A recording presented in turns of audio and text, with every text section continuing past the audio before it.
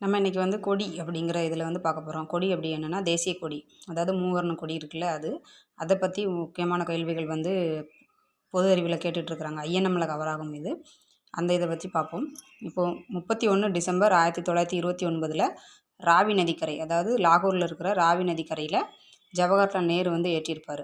இது எப்படின்னா, இதுக்கு அடுத்த வருஷத்துலேருந்து ஜனவரி 26 வந்து சுதந்திர தினமாக கொண்டாடுவோம் அப்படிங்கிறத முடிவு பண்ணுறதுக்காக இதை வந்து ஏற்றிருப்பாங்க. ராவி நதிக்கரையில் ஜவஹர்லால் நேரு ஏற்றிருப்பார். அடுத்து ஜனவரி 26 1932 புனித ஜார்ஜ் கோட்டையில் பாஷ்யம் எனப்பட்ட ஆரியா அப்படிங்கிறவர் வந்து ஏற்றிருப்பார். அடுத்து ஆகஸ்ட் 8 1942 வெள்ளையனே வெளியேறு இயக்கம் நடந்துகிட்ருக்கும். அந்த இயக்கத்தோட கூட்டம் வந்து பம்பாயில் நடக்கும். அங்கே வந்து அருணாம் ஆசப் அலி அப்படிங்கிறவங்க ஏற்றிருப்பாங்க. இந்தியாவின் முதுபெரும் பெண்மணி அப்படின்னு இவங்களை வந்து அழைப்பாங்க. இவங்க தான் அந்த கூட்டத்தில் வந்து மூவர்ண கொடி வந்து ஏற்றிருப்பாங்க. அடுத்து நம்ம சுதந்திரம் அடைஞ்ச நாள் ஆகஸ்ட் 15 1947 செங்கோட்டையில் வந்து நேரு ஏற்றிருப்பார், ஜவஹர்லால் நேரு. அந்த கொடி வந்து தமிழ்நாட்டில் இருக்கிற குடியாத்தம் அப்படிங்கிற பகுதியிலேருந்து நெய்யப்பட்டு போயிருக்கோம். அந்த கொடியை தான் அவர் வந்து ஏற்றிருப்பார்.